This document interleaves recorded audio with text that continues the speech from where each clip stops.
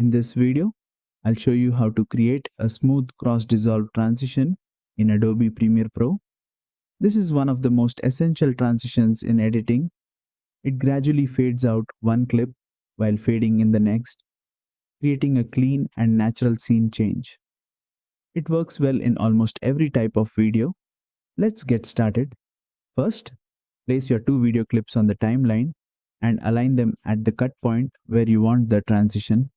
Now, open the Effects panel, search for Cross Dissolve, drag and drop it between your clips, select the transition and open Effect Controls.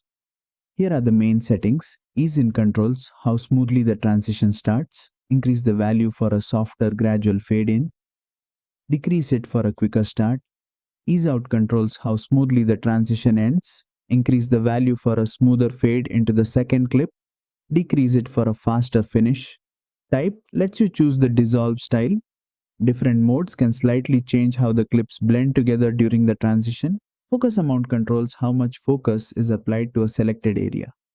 Increase the value to make the transition emphasize a specific region. Decrease it for a standard dissolve. Focus position changes where the focus effect appears on the frame. Move it to highlight your subject. Invert focus reverses the focused area.